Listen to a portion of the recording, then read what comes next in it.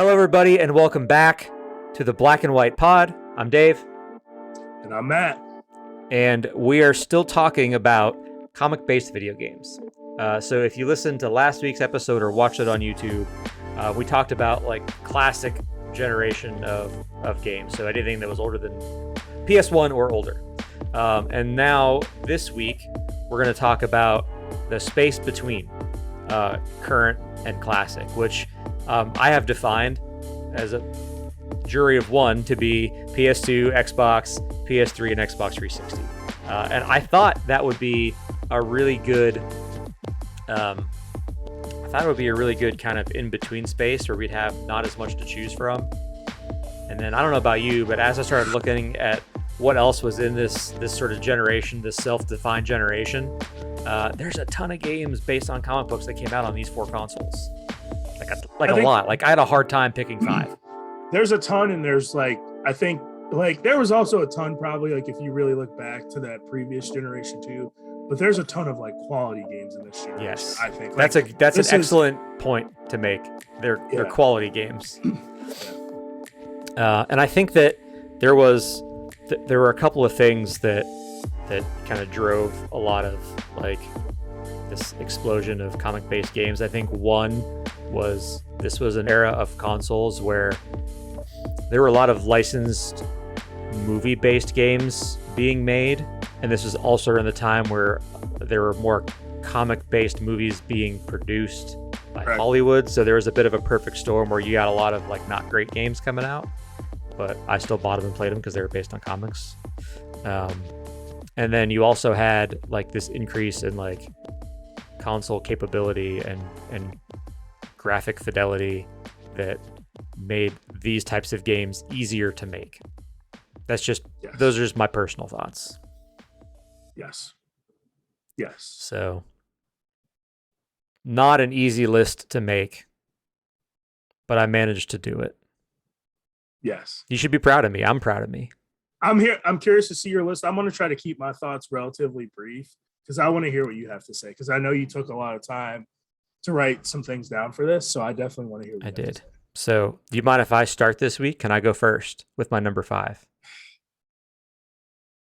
I kind of want to start first. Okay, go ahead. And then can I start just with my 1 point, and then you can go 5 and 4. No, we'll just go. We can go back. We'll go. We won't break up. We won't break up the only reason I want to start is literally something you just said. That's the only reason I want to start. All right, go ahead. Yeah, do it. So I want you to go 5, 4, and then I'll do 4. All right. This week is a snake draft. I got it. No, it's not. All right. So 5. The reason I have 5 is you made a really excellent point at the end of what you said. Graphical fidelity had finally caught up, and the development teams were finally there. This is when these licensed properties started to turn the corner. And my number 5 game was SpiderMan II. That was I don't remember everything about the game, but this was the first game. I talked previously on the other list that Spider-Man was a big one for me because it was the first 3D Spider-Man game. And it was somewhat open, but it was linear. It was a linear game, whether you knew it or not. It was very linear. Spider-Man 2, though, I remember when Sean got it, I was like, yo, you could actually go around the city in this game and be Spider-Man. And that was so cool. That was really what I remember. I don't have a lot of notes for it, but that's why I just wanted to steal the torch real quick, was it was finally starting to turn the corner, and we could get the games that we've always thought about, that we read about in the comic books. So that's all I had. That's my number 5. Okay. So before I do my number 5, I have some honorable mentions that I have to discuss. You got to do those at the end. Why? I feel like the honorable mentions should kick off, and then I go, here are the games that didn't quite make the top 5, but you need to know about. What if your honorable mentions are things on my list? That's why you do it at the end. All right, I'll save them for the end. Because you could chime in. That's why you save it for the end. You talked me into it. Number 5. I've still got props. If you're watching on YouTube, you'll find that I own most of my top 5. That's awesome. Comic book based video games. It was on the PS2 and Xbox. The Punisher. honestly, this game could have easily been 4-3-2 or 1 as well. There's so much to love about this game. So it's a third-person shooter. It's a linear game. It's a third-person shooter, but it has one of the greatest game mechanics of all time, especially because you're playing as the Punisher. And there are certain missions where you have to extract information out of an enemy. And there are things placed throughout the level in the environment where you can interact with them with an enemy to get information out of them. One that I remember very, very vividly is a drill press. Oof. I remember slapping this dude's head down in the drill press, and then you would like slowly start to lower the drill down towards his head, and he'd get scared. And then you had to do it enough. You had to scare him enough to get him to talk. Yes. And then eventually you would scare them into telling you what you need to know to progress through the level. But the best thing was, after they tell you what you want to know, you can still kill him with the thing. So that I would just drill through his head anyway, because I'm the Punisher and he's a bad guy. He's a criminal, so I'm going to kill him. It's the one purpose that I have in life as the Punisher, is to walk around and murder every criminal that I see. It's got that game mechanic alone. It's got it in the top 5. But the fact that like it's actually a decent third-person shooter, and I'm playing as the Punisher, one of my favorite Marvel characters, like, such a phenomenal game. So fun. If you've never played it, I strongly suggest hunting it down or like downloading it on your PC and playing it just to do the interrogation mini games, because they're so fun and there's so many different types that you can do. If you haven't played it and you're having a bad day and you need to break something, the Punisher. If you need to participate in a murder fantasy, yes, this might be the game for you. Hit him with your 4. I want you to lead off. I want you to hit him with your 4 too, and then hit him with my 4 too. Okay. Yep. Number 4.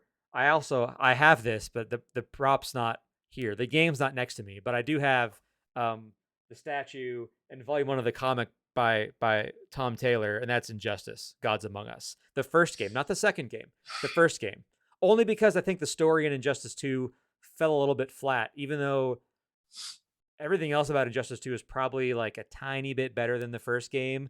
The story of the first game is so awesome because it's Batman versus Superman. And it's from NetherRealm, the team that does Mortal Kombat. They have mastered the art of the cinematic fighting game story. Yeah. Everything about playing through the story mode is just fun and interesting. Even though you're still just playing a fighting game, all of the cutscenes and like light interactivity in between fights, they're really well made. They're well animated. They're rich with story. They're fun.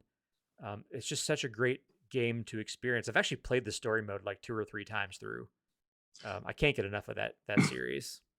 As an admitted fighting game noob, if I just play it on like normal, will I get the story? Like easy's way too easy. Play it on easy. Who cares? Play it on easy. You just stand there. That's not fun. I want a minor challenge at least, but yeah. Yeah, I mean you can play it normal or easy if you want. You can run through it on easy, but there's really cool level transitions in the game too. So like there are certain like it's a certain move that you do at the right part of the stage, and you'll like launch a character through a building, and then you'll like continue the fight on a totally different like section of that level, like on the top of a different building or something. Like there's all kinds of really interesting level transitions and stuff like that too. And my last selling point, and this is a personal one, for those unaware, in the game, Superman is the villain of this story. And I hate Superman. I think he's a lame character. So being able to fight against Superman, him as the villain, is just a great thing for me personally too. So another reason why it's in my top 5. So my instant rebuttal to that, when you get DC Universe Infinite, which I know you have, when they get Superman 78, I know you're not a Superman fan. Dude, Superman 78. It's gonna hit you. You've seen the original Superman movies, right? I'm assuming you like them. Christopher Reeve. No, I don't like those movies. Yeah, I've seen them. I don't like them. I'm gonna keep it real with you, Matt. I appreciate you. I ain't reading that shit. Krypton, Dave. Krypton. Marlon Brando. I ain't reading that shit. All right, I've never tried mind. to read Superman so many times. I Just Superman, not even Superman 70, dude, is so good. And no, like it is Christopher Reeves and Mark Brando. I can't. Krypton. All right, I all can't right. do it. Going back to your actual pick, Injustice. I think I know why I didn't like the comic series. I like scrolled through the first like 3 issues where an artist that I don't think I vibed with. And Mm. then I looked at some of the other and I was like, oh, this looks good. So I think I'm going to do a deep dive on that and read all It is an that. awesome Because you comic, and mentioned it a it went couple so times. long. It's like Yeah. 5 full thick trade paperbacks. You mentioned it a couple times. So I'm going to have to check that out. Yeah, you should. All right. So my 4, and then we'll go back to you for your 3. Okay. PlayStation 2. This is why you don't do the honorable mention, Dave. I know this character is very controversial. I know he's a very controversial character, but much like Dave, I love gritty, street level Marvel characters. And you can tell all those people who think this is a controversial character, if someone killed your family, wouldn't you just want to punish? Wouldn't you want to punish them? Dave, put it back up. Put your 5 back up. Put it back up there. The Punisher, dude. The everything audio listeners, the Punisher. Dave, put it back up. Everything Dave mentioned is true. All I gotta say is polar bear at the zoo. Same thing. Execution. Polar bear execution at the zoo. Isn't there one with like a tank full of eels or something too? It's just like ridiculous. A fish tank full of eels. Like there's so many just random It's weird just things. It is just a fun game, like Dave said. Like, did you know that game? Piece of trivia. Did you know originally it was going to get an adults only rating? No, that's awesome. I wish it would have. I was an adult then. Yeah, when you do the executions, that's why how they worked around it. When you do the executions, it cuts to black and white. Yeah, because it was too if graphic. They did it how they want. It was way too graphic. So how the times have changed. Exactly right. Side quest? Do you remember the game Manhunt? Oh yeah. Okay, yeah, that was pretty violent. It was probably shouldn't have played that, but I enjoyed it. But yeah, Punisher, man, great character, great game. I'm surprised you have it ranked higher than me. Dude, I love that game. So do I. I could just as easily be my number 1, honestly, but I had to force it down to 5. Character. Yeah. It's sick how much I love the Punisher. Like I really do like that character, but I don't know. All right, you're number 3. Number 3. Right? Yeah. Did we skip one? You're 3. No, yep. We're number 3. Gotcha. I don't own this game physically, so I can't hold it up to show you. I do own it digitally. Batman Arkham Asylum. Oof. Okay. And I picked Arkham Asylum because I actually enjoyed the linear experience of playing these Batman games far more than the open world experiences of the games that came after it. I can see that. It was just it was more fun. It had like I never had to question what I was supposed to do next. Like I was playing through a story, and as a fan of comics, comics aren't choose your own adventure. You're taking the journey that the writer and the artist have decided you're going to take, and the game is very much like that as well. So that's why I put it. That's a lie. That's a lie. What's a lie? That game ain't linear. That man, you were running around that building, that asylum, chasing them Riddler teeth. Don't you lie to me. Those it's still linear. It's not like Arkham Knight where it's like a full open world game where you can just go and do whatever you want. Yeah. No, it's linear. It's more linear than the others. How about that? It's more linear than the others.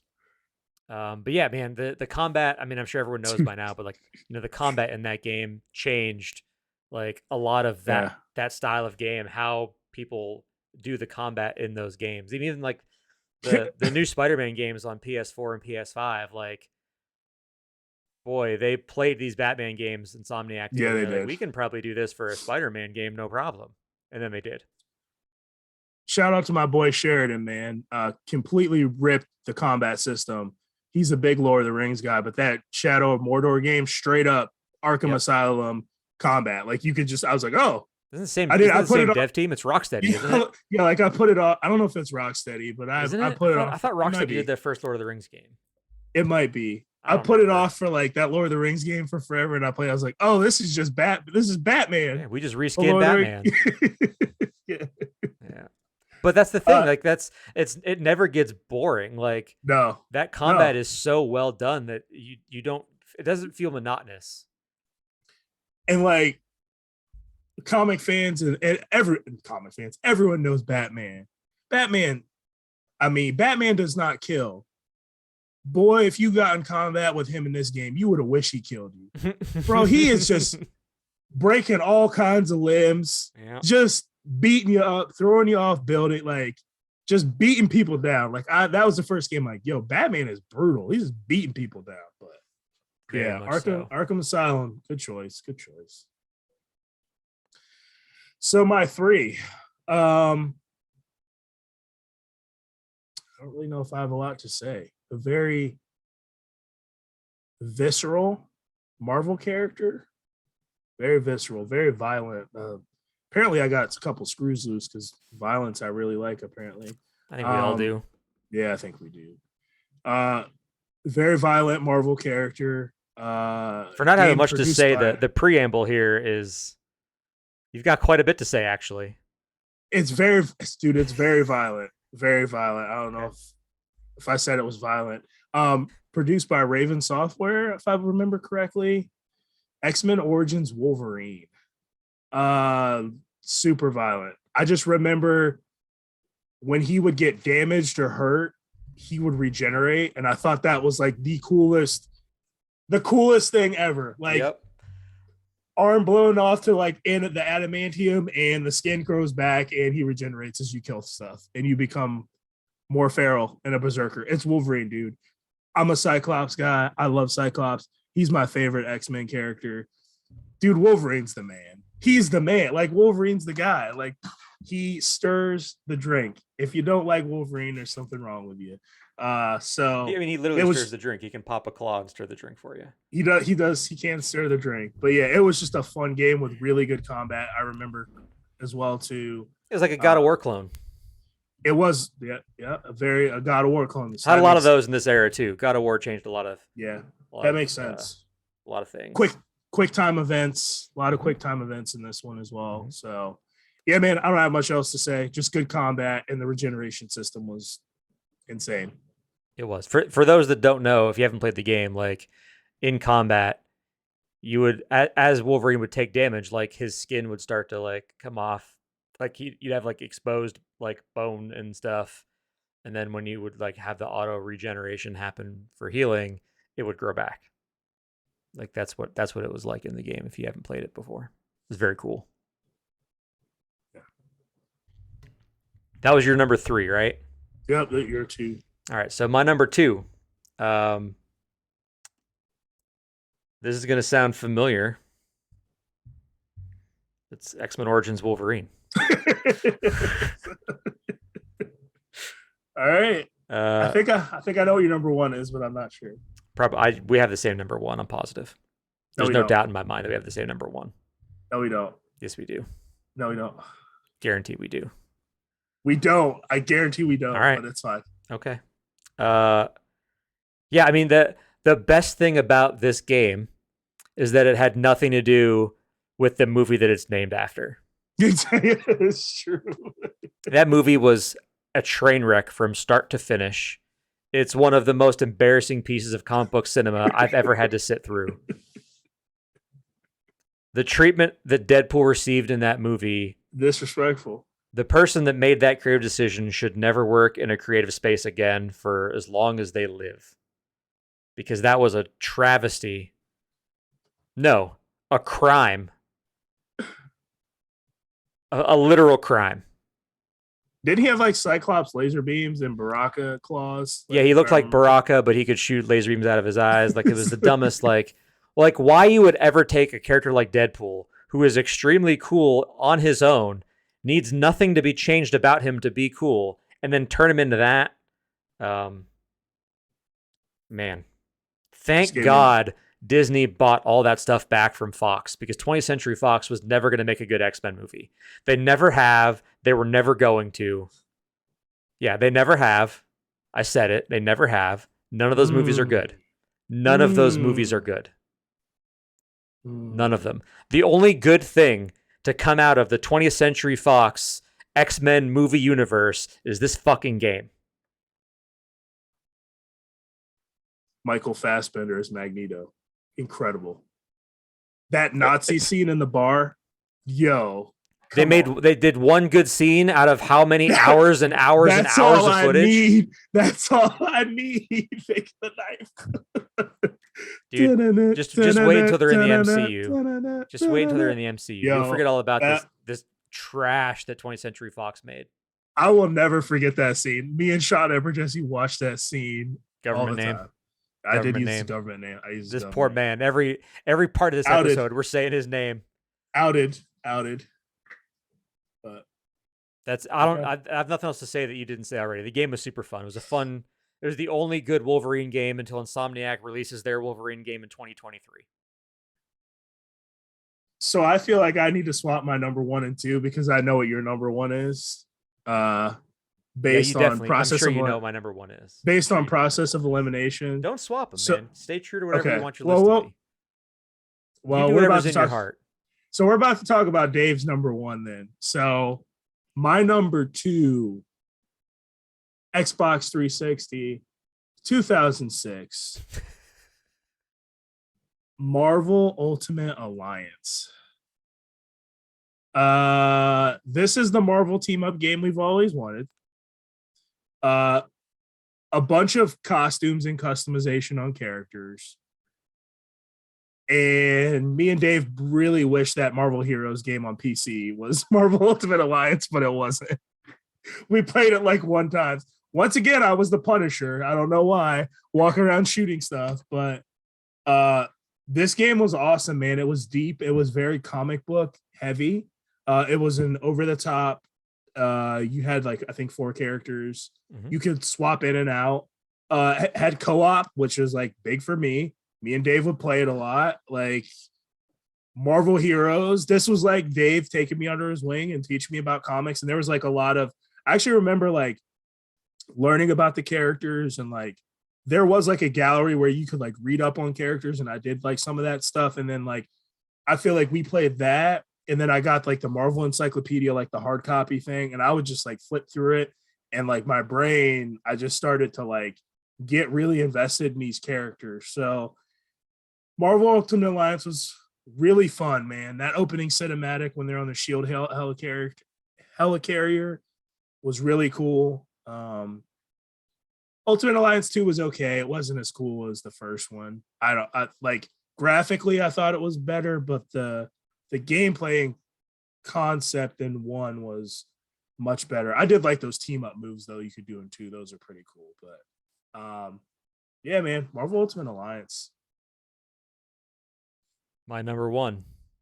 Yep. Not Marvel Ultimate Alliance. Really? Wow. Okay. And you guaranteed it. You clinched it. All right, let's see. I thought for sure we'd have the same number 1. I really did. Huh. I really did. Huh. I've my number 1's still on the table, but I still don't think we're gonna have the same number 1. We're definitely not. Okay. We're definitely not. Are you ready? Yeah. This might shock you. This might shock you. Marvel Ultimate Alliance 2. Real. All right. That is shocking to me. That's legitimately shocking. The roster of characters was bigger. Man, the gameplay mechanics were better. They were better. The game looked better. It did look better. Graphics wise, looked better. It was everything that I loved about the first game, but just like turned up a few notches. So that's why it's number 1. Wow. You just let me sit there and bury your game. That's all right. It's okay. It's okay. I mean, clearly, you know, we didn't have as much fun playing Ultimate Alliance 2 as I remember. A bit of a blow to the friendship, but, you know, I won't lose any sleep over it tomorrow night. Tonight, a little bit, probably. But I'll be fine by tomorrow. It's okay. It's okay. I'm sorry. I have it right here. I have the prop. I have the game. Dude, so furious. Those games are no longer backwards compatible. They removed the ability to play them. I think it had to obviously be due to licensing, but I went to pop them in one day and it's like, You can't read this Mm. disc, and I tried it on multiple systems. You know what they can't remove? The If you have the digitally fix, remastered copies that I bought on the PlayStation Store well, that I there have you go. downloaded on my PS5 right now. There you go.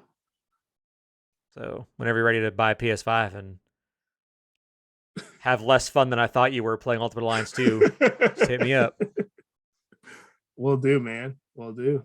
And I had to end this one on a whimper, but that's okay. Well, I mean, you kind of buried my number one game too with one of yours. So Yes, I good. think my number one game, I really enjoyed Arkham City. Okay. I like the open world nature of it. I thought the inclusion of Catwoman was really cool too, like another character to play Mhm. as. I I remember thought that was cool. wasn't the opening of that game. It was like in a church with the Joker. Or It's been so long, something. I don't remember. I feel You're like probably right. Catwoman was involved in the opening level or whatever, like the very first intro to the game. Maybe not. I don't. I just think those Arkham games, like one of the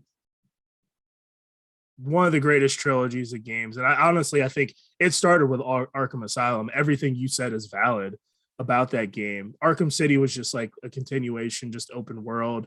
For me, I really started that game series started like rekindling my love for Batman. I remember like we were working at GameStop at the time, and I remember for Arkham Asylum and City, the standees, like that was a Mhm. big deal. Like people that weren't like crazy comic book people, they were buying Arkham Asylum and Yep. that whole Arkham thing.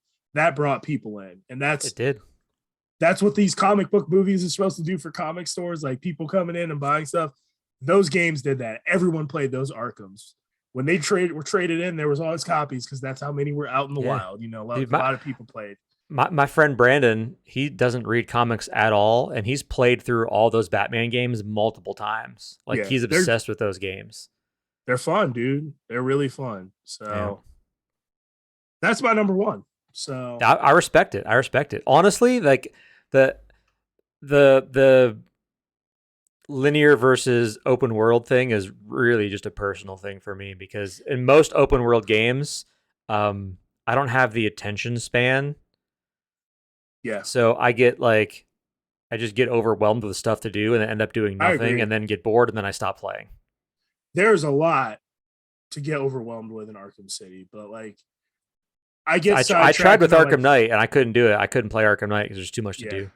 yeah. There's way too much to do in that game. Yeah. So um, I think Arkham Asylum is a better game, but I just enjoyed Arkham City.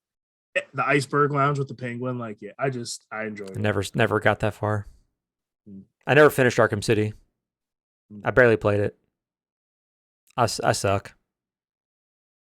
You don't suck. I suck. Just, Can I do my honorable mentions absolutely. before we wrap this I up? want to hear some of these.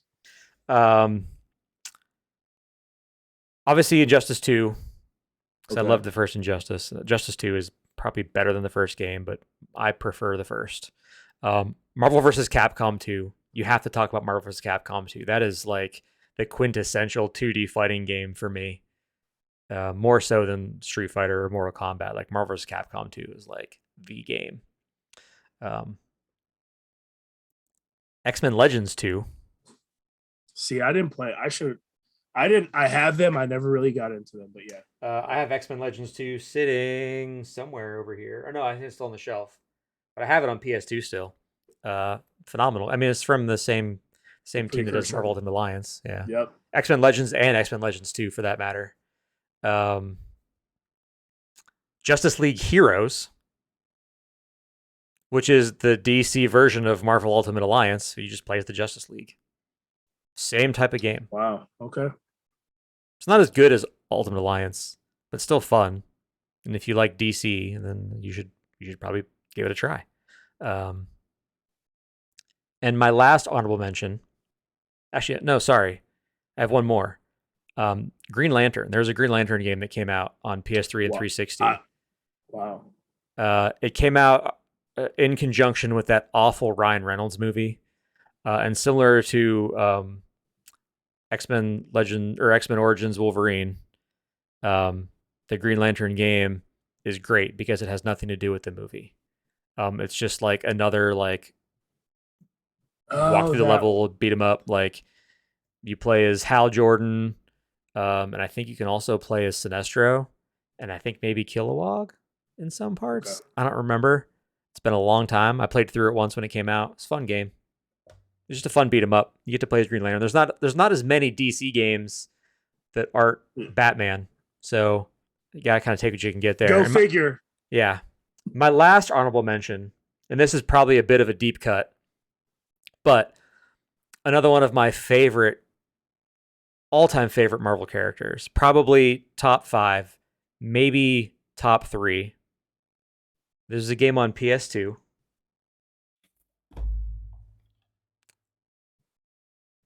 Ghost Rider. I don't think you can see it. There you go. Ghost Rider on PS2. It's a God of War knockoff, but you play as Ghost Rider. You whip people with your chain and shit. It's just fun. It's a fun game to play. Enough said. Yeah. I think that's it, man. Yeah. That's it. That's all my honorable mentions. I got no more. So a little bit of overlap on this list. Yeah, a little bit of overlap. More than last list. Yeah, for sure. A small revelation that some of my fondest memories playing games with you were, one-sided. Come on, man. One-sided memories. That's okay though. Okay. I was this guy's best man in his wedding. Little did I know. Some of my fondest memories with him. Oh. Throwaways on his side. What are you gonna do? It's life. Sometimes you find out stuff that makes you sad. You just gotta move on, you know. I'm sorry. I'm laying it on really thick. I'm sorry. Yeah. Is the Chronicles of Narnia a comic book? That was one of our favorite video games. Like The Bear in the Net.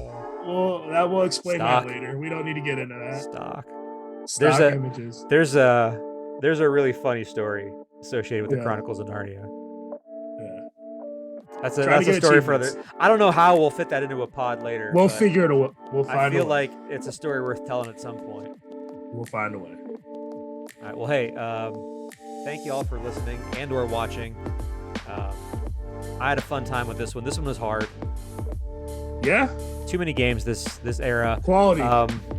We will have the opposite problem next week. I think. Sure will. When we're talking current gen, boy, there wasn't as much to choose from. At least I had a hard time. I think you probably did too. I did. We'll talk about that next week. So again, thank you all for listening and/or watching if you're on YouTube. We'll be back at this in a week talking about current generation comic book-based video games. Hope you have a great week between now and then. We'll talk to y'all later. Bye. Peace.